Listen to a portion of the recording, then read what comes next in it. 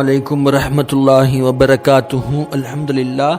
ஒவ்வொரு குழந்தைக்கும் சரியான பெயரை தேர்வு செஞ்சு பெயர் சூட்டுதல் அப்படிங்கிறது இஸ்லாத்தோட பார்வையில் ஒவ்வொரு குழந்தையோட பெற்றோருக்கும் ஃபர்லான கட்டாய கடமையான ஒரு விஷயம். அதனால தான் ஒவ்வொரு முஸ்லீமுமே இந்த பெயர் சூட்டுதலை பற்றிய சரியான புரிதலுக்கு வருது, சரியான வழிகாட்டுதலில் விளங்கிக்கிறது ரொம்ப முக்கியமான ஒரு விஷயம். அல்ஹம்துலில்லாஹ். இந்த பெயர் சூட்டுதல் அப்படிங்கிறது இஸ்லாத்தில் ஏன் இவ்வளோ முக்கியத்துவமாக இம்பார்ட்டண்ட்டான ஒன்றா இருக்குது அப்படின்னா, நம்மளை பொறுத்தவரை முஸ்லீம்களோட பார்வையில் நம்ம என்ன ஒரு நபருக்கு நம்ம என்ன பேர் சூட்டுறோமோ நிச்சயமாக அந்த நபரோட வாழ்க்கையில், அவரோட குணநலன்களில், ஃப்யூச்சரில், அவரோட நடவடிக்கைகளில், பழக்க வழக்கங்களில் அந்த பெயரோட தாக்கம், அந்த பெயரோட பிரதிபலிப்பு ஏற்படும் அப்படிங்கிறத நம்ம நம்புகிறோம். உதாரணமாக நான் அதற்கு ஒரு நிகழ்ச்சி சொல்கிறேன், கவனித்து பாருங்கள். நபி ஸல்லல்லாஹு அலைஹி வஸல்லம் அவர்கள் மேலேயும் சஹாபாக்கள் ரசூலுல்லாஹ்வுடைய தோழர்கள் மேலேயும் ஒரு ஆழ்ந்த ஒரு பெரிய ஒரு வெறுப்பில் இருக்கிற ஒரு மனிதர், ஒரு மாற்று மதத்தை சேர்ந்த ஒரு மனிதர் என்ன பண்ணுறாரு, சஹாபாக்களை ரசூலுல்லாஹ்வுடைய தோழர்களை இழிவுபடுத்துறதா நினச்சிக்கிட்டு தான் வளர்க்குற 2 கழுதைக்கு அபூபக்கர் உமர்னு பேர் வைக்கிறார். நவுதுபில்லா, அல்லாஹ் பாதுகாக்கணும். எவ்வளோ ஒரு மடத்தனமான செயல் அது.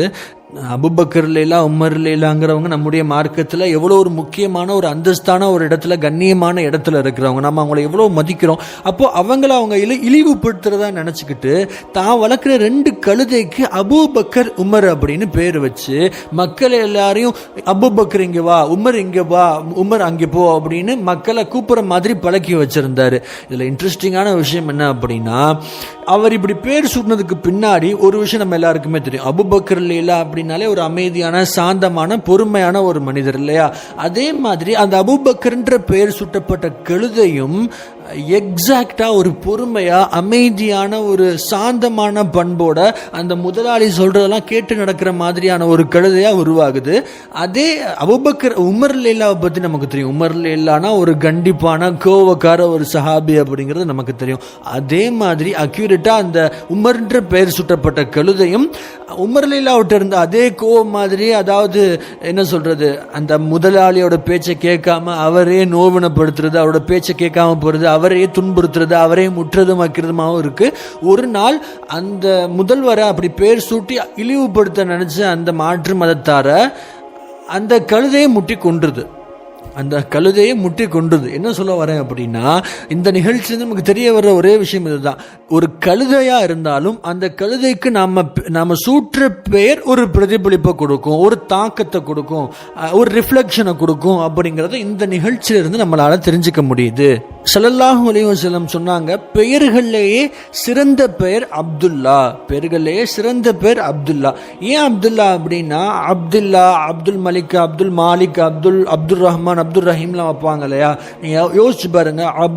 அப்துல்னு வைப்பாங்கல்ல. அப்துல்னா அடிமைன்னு அர்த்தம். இந்த அப்துல்னு, அதாவது அல்லாவுடைய 99 திருநாமங்கள், அல்லாவுடைய 99 பேர்கள் நம்ம பார்த்துருப்போம். அல்லா, மலிக், குத்தூஸ், ரஹீம், ரஸாக் அப்படின்ற மாதிரி 99 பேர்களுக்கு முன்னாடி அப்துல் அப்படின்னு சேர்த்து வைக்கிறது தான் ரொம்ப பெஸ்டான ஒரு விஷயம். அதாவது நான் அல்லாவோட அடியான் அப்படிங்கிறத வெளிக்கொணர்ற மாதிரி இருக்கும். அதனால அந்த மாதிரியான பேர்கள் அப்துல்னு வச்சு அல்லாவுடைய பேரை வைக்கிறது, அல்லாவுடைய அடிமைன்னு வெளிக்காட்டுறது தான் பெயர்கள்லேயே சிறந்த பேர்னு ஸல்லல்லாஹு அலைஹி வஸல்லம் சொன்னாங்க. பெண்கள்லேயே சிறந்த பேர்கள், பெண்களுக்கு வைக்கிறதுலேயே சிறந்த பேரா ஃபாத்திமாங்கிற பெயர் இருக்கும். அட்லீஸ்ட் நம்ம அப்துல்னு நம்ம பேர் வைக்கல, அப்துல்லா அந்த மாதிரி பேர் வைக்கல, ஒரு சஹாபியோட பேரை வைக்கணும்னு ஆசைப்படுறோம். உதாரணமாக அலி ரலியல்லாஹுடைய பேரை ஆசைப்படுறோம், அப்புறம் அந்த உஸ்மான் ரலியல்லாஹுடைய பேரை வைக்க ஆசைப்படுறோம். அப்படின்னா முஹம்மது அப்படின்னாலும் நம்ம அட்லீஸ்ட் சேர்த்துக்கணும். நம்ம வைக்கிற பேர்களில் நிச்சயமாக நம்ம ஞாபகம் வச்சுக்கணும். நம்ம பசங்களுக்கு நம்ம பேர் வைக்கணும் அப்படின்னா அட்லீஸ்ட் முஹம்மதுன்ற பெயரை சேர்த்து வைக்கணும். அதே மாதிரி பெண்களுக்கு நம்ம பேர் வைக்கிறோம் அப்படின்னா என்ன பேர் வச்சாலும் ஃபாத்திமாங்கிற ஒரு பெயரை சேர்த்து வைக்கலாம். உதாரணமாக ஆயிஷான்னு பேர் வைக்கிறீங்க, ஆயிஷான்னு பேர் வைக்கிறீங்க, ஜெய்னப்னு பேர் வைக்கிறீங்க, ஹதீஜான்னு பேர் வைக்கிறீங்க, ரிஹானான்னு பேர் வைக்கிறீங்க அப்படின்னா அந்த பேர்களோட ஃபாத்திமா அப்படிங்கிற பேர்களை சேர்த்து வைக்கிறது ரொம்ப சிறப்பான, சரியான, ஒரு ஏற்றமான நல்ல விஷயமா இருக்கும். இதுதான் இஸ்லாத்தோட பார்வையில் ரொம்ப சிறந்த பேர்களாக இருக்கு. அல்ஹம்துலில்லாஹ். இன்னைக்கு நம்ம முஸ்லீம் சமுதாயத்தில் பரவலாக பெண்களுக்கு பானு பேகம்னு ஒரு பேர் வைக்கிறாங்களே, அப்படி வைக்கிறது கூடுமா கூடாதா அப்படின்ற அந்த பேர்கள்லாம் எப்படி ஆரம்பமாச்சு, அந்த பேர்களோட பிறப்பிடம் என்ன அப்படின்ற ஒரு விஷயத்தை நம்ம தெரிஞ்சுக்கணும். பானு அப்படிங்கிற பேர் எப்படி ஆரம்பமாச்சு அப்படின்னா, ஸல்லல்லாஹு அலைஹி வஸல்லமுடைய கோத்திரத்துக்கு அவங்க குடும்ப பெயர் பனு ஹாஷிம். ஸல்லல்லாஹு அலைஹி வஸல்லம் குடும்ப பேர் பனு ஹாஷிம்னு வைங்களேன். அது பனு ஹாஷிம்னா என்னன்னா, அது பொதுவாகவே அரபுகள் அவங்க குடும்பத்தில் அவங்க குடும்ப தந்தையோட வரிசையில் ரொம்ப கண்ணியமானவங்களை, ரொம்ப பிரபலியமான ஒருத்தரோட பெயரை குடும்பத்தோட பேராகவே வைப்போம். அந்த மாதிரி சலாசமுடைய தந்தை வழியில் ஹாஷிம்னு ஒரு மனிதர் இருந்தார். ரொம்ப பிரபலியமான கண்ணியமான மக்களோட மதிப்புக்குரியவராக இருக்கிறாரு. அந்த ஹாஷிம்ங்கிற பேரை சலாசமுடைய குடும்ப பேராக வச்சுருந்தாங்க, பனு ஹாஷிம் அப்படின்னு. அப்போ சலாஹுடைய குடும்ப பேரை கண்ணியப்படுத்தணும் அப்படிங்கிறதுக்காகத்தான் அந்த பனு அப்படிங்கிற பேர்ல இருந்து தான் பானு அப்படிங்கிற ஒன்று வருது. பானு அப்படின்னு பெண்கள்லாம் நம்ம முஸ்லீம் பெண்களே வைக்க ஆரம்பிக்கிறாங்க. ஸோ அந்த ஒரு வேளை அந்த ஒரு பார்வையில் நம்ம பார்த்தோம் அப்படின்னா பானுன்னு வச்சுக்கிறதுனால ஒன்றும் பிரச்சனை இல்லை. அதே மாதிரி பேகம்னு வைக்கிறாங்களே, பேகம்னா என்னன்னா, இந்த ஒரு 2 நூற்றாண்டுக்கு முன்னாடிலாம் அந்த தனிநபர் ஆட்சிகளில் அரசியெல்லாம் இருந்த காலகட்டத்தில், கிங் குவீன்லாம் இருந்த காலகட்டத்தில், ஒரு முஸ்லீம்கள்லாம் ஆட்சி செஞ்ச, பிரபலியமாக முஸ்லீம்கள் பெரும்பாலான இடங்கள் ஆட்சி செஞ்ச சமயத்தில் பொதுவாகவே ஒரு முஸ்லீம் பெண்ணை கண்ணியப்படுத்துறதுக்காக பேகம்னு கூப்பிடுவாங்க. ஒரு முஸ்லீம் பெண்ணு அப்படின்னா ரேண்டமாக பார்க்குறாங்க அப்படின்னா அவங்கள பேகம்னு கூப்பிடுவாங்க. உதாரணத்துக்கு இன்றைக்கி டைமில் நம்ம ஒரு பெண்ணை பார்க்குறோம், தெரியல அப்படின்னா, அவங்க பேர் தெரியல அப்படின்னா நம்ம மேடம்னு கூப்பிடுவோம், மிஸ்ஸஸ்ன்னு கூப்பிடுவோம், லேடின்னு கூப்பிடுவோம் இல்லையா. அந்த மாதிரி அன்னைக்கு டைமில் முஸ்லீம் பெண்களை பார்த்தாலே அவங்கள பற்றி தெரியல அப்படின்னா அவங்கள பேகம், வாங்க பேகம் அப்படின்லாம் கூப்பிடுவாங்க. ஸோ அதாவது அவங்கள அழைக்கிறதுக்காக கூப்பிடுறது தான், அதே ஒரு பேராக வைக்கிறதுனால ஒன்றும் பிரச்சனை இல்லை, கூடும் தான்.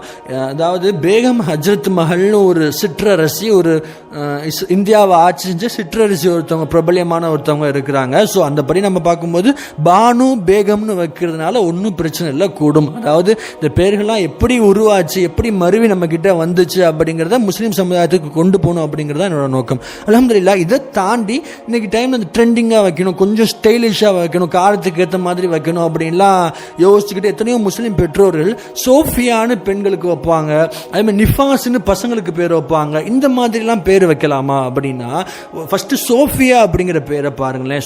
உதாரணத்துக்கு சொல்றேன், இந்த மாதிரி எத்தனையோ பேர்கள் இருக்கு. ஃபர்ஸ்ட் இந்த சோஃபியான்ற பேர் பாருங்களேன். சோஃபியா அப்படின்னா ஸல்லல்லாஹு அலைஹி வஸல்லம் மனைவி ஒருத்தவங்க இருக்கிறாங்க, சஃபியா அப்படின்னு ஒரு மனைவி இருக்கிறாங்க.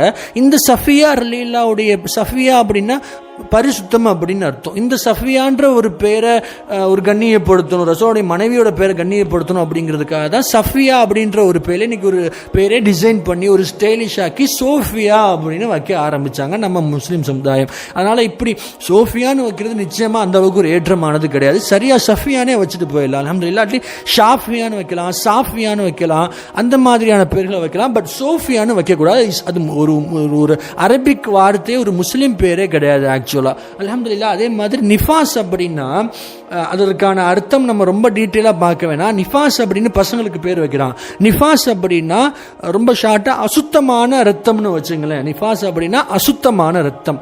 அப்போது நமக்கு நான் என்ன சொல்ல வரேன் அப்படின்னா, ஸ்டைலிஷான பேரில் பேர்களே கொஞ்சம் டிசைன் பண்ணி பேர் வைக்கிறதோ, அரபி பேர்லே டிசைன் பண்ணி பேர் வைக்கிறதோ, இல்லை தவறான ரொம்ப ஒரு மட்டமான அர்த்தத்தில் வர்ற பேர்களை வைக்கிறதோ நம்ம முஸ்லீம் பிள்ளைகளுக்கு கண்டிப்பாக கூடாது. அப்படி நம்ம வைக்க வேண்டாம். அதனால் நம்ம பேர்களை வைக்கிறதுக்கு முன்னாடி நம்ம ஒரு சரியான பேரை சூஸ் பண்ணியிருந்தாலும் கூட நம்ம பகுதியில் இருக்கிற ஒரு ஆலிம்சாவையோ ஒரு மார்க் அறிஞரையோ அணுகி அவர்கிட்ட அதை பற்றி ஆலோசனை பண்ணிட்டு நம்ம பேர் வைக்கிறது ரொம்ப ஒரு சரியான காரியமாக இருக்கும். அல்ஹம்துலில்லாஹ். ஆக வரக்கூடிய காலகட்டத்திலே பேர் சூட்டுதலை பற்றிய சரியான புரிதலை முஸ்லிம் சமுதாயத்துக்கு அல்லாஹ் தருவானாக. அஸ்ஸலாமு அலைக்கும் வரஹ்மத்துல்லாஹி வபரகாத்துஹு. சார்ந்த முஸ்லிம்கள் சம்பந்தப்பட்ட விஷயங்களை தினமும் தெரிந்து கொள்வதற்கு நம்ம சேனலை மறந்துடாமல் சப்ஸ்கிரைப் செஞ்சு வச்சுக்கோங்க.